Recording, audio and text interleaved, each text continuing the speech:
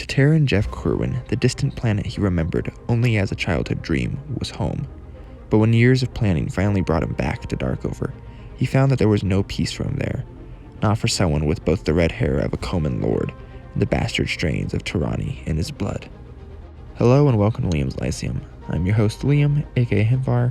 Today I'll be doing a spoiler-free review of Marion Zimmer Bradley's The Bloody Sun.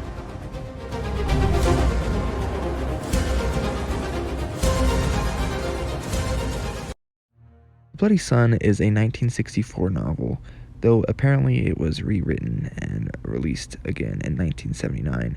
So I did read the rewritten version. I have no clue how much is different from that original version. But this is technically the third Darkover story, and I have read the first two, Planet Savers and The Sword of Aldonis, though it's been more than a year actually as of this recording. And those are basically separate from those, from this one rather. You really have absolutely, you don't need to read those other ones at all. They are shorter actually. This one's rather short itself, but it is closer to what we think of as a normal, typical novel length. The other ones would probably be considered novellas, and they might even just actually be novellas. Anyways, the story starts with Leonie Haster, who is a Laronis, sorceress of the Coman, and keeper of the Arelin seat, or tower.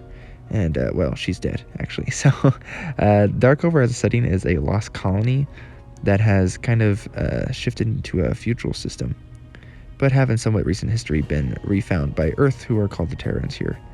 The planet Darkover is also called Kotman 4 by the Terrans, and it has 4 moons. It also has a red star that is cooler, hence the name of the story actually is The Bloody Sun, which is just named for Darkover's moon, or wow, I can't speak, Darkover's star. But because of this feudal-like system, it is actually kind of a science fantasy setting. Some would call it science fiction, some would call it science fantasy. It's rather interesting. I'll go more into it in a second here. But some of the Darkover people, natives, or whatever, do use swords, and they are rather primitive in some ways.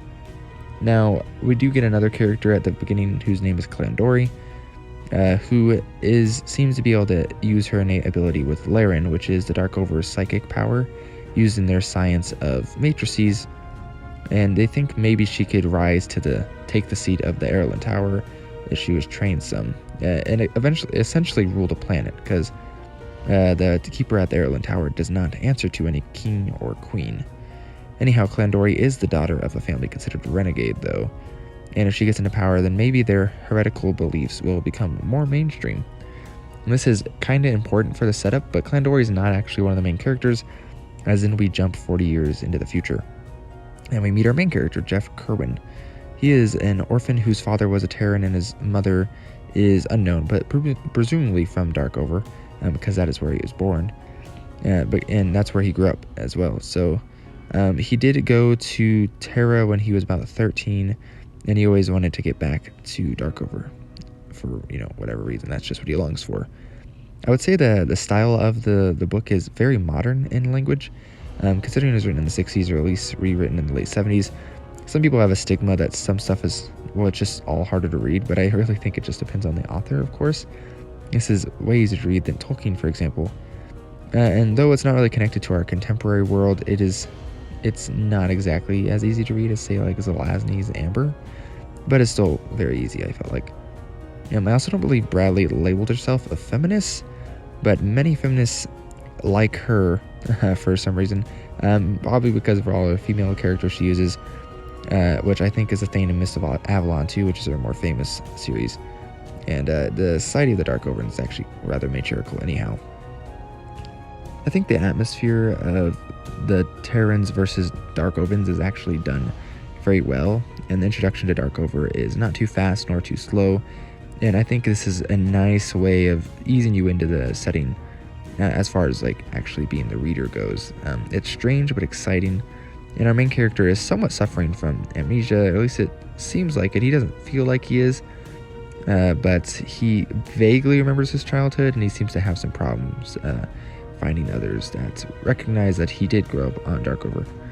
So this actually seems like a rather typical Darkover theme that Bradley has used, because I believe At least one of the other two stories I read before this also uses an amnesia thing, though it's more overt, at least in Planet Savers. I can't remember if Sword of Aldonis does use this.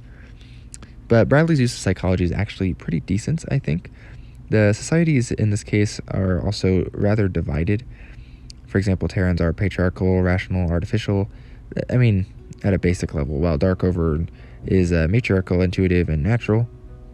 It also seems to be a critique on capitalism and some traditions in general. And I mean, knowing Bradley, that's not too surprising.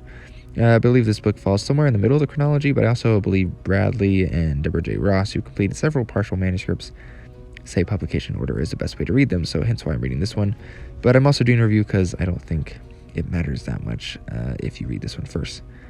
Now, again, the science is telepathic, and it is seen as sorcery by the common people of Darkover, but it really is viewed as a science and written as one here as well. And, well, since real science is written from the 60s point of view, you have funny things like pictures needing to be developed in a space empire age. Now, Kerwin as a main character seems like more of a fleshed out version of past characters in Darkover, but I admittedly don't remember them super much.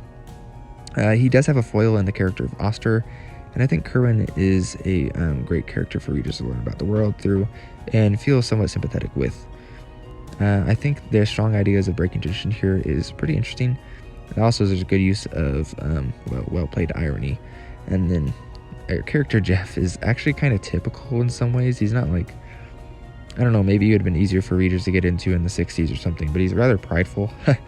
And through him, we do get some good lessons on family, which, you know, whether it's adopted or biological. But Jeff's pride actually reminds me of a lot of like male leads in old Hollywood films. I did have the early 90s version by Daw, which also had a short story in it called To Keep an Oath that I actually saved for later. I did not read it as of yet. I will say that Marion Zimmer Bradley's reputation has been rather marred of late, and I just wanted to mention it briefly. I'm not going to mention why that is. If you don't know, you can go look that up. But this is why, because of that, I had to take a break from her for a while, and I didn't really have a ton of problems with it when I was reading this time around, and I was grateful for that. Though I think I definitely will be reading this author's work slowly because of, well, the notions I have about her. Which is rather controversial. It's not like a political issue I disagree with her on. It's pretty messed up, but I'll leave it at that for now. I'll say overall I decently enjoyed this. I did lose some steam, maybe about like 2/3 of the way through.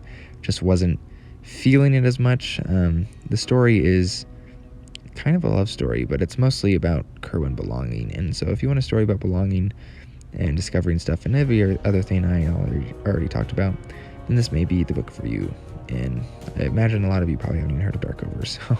But it's been Liam's Lyceum. I hope you enjoyed the review. Let me know what you think down below. I'll catch you next time.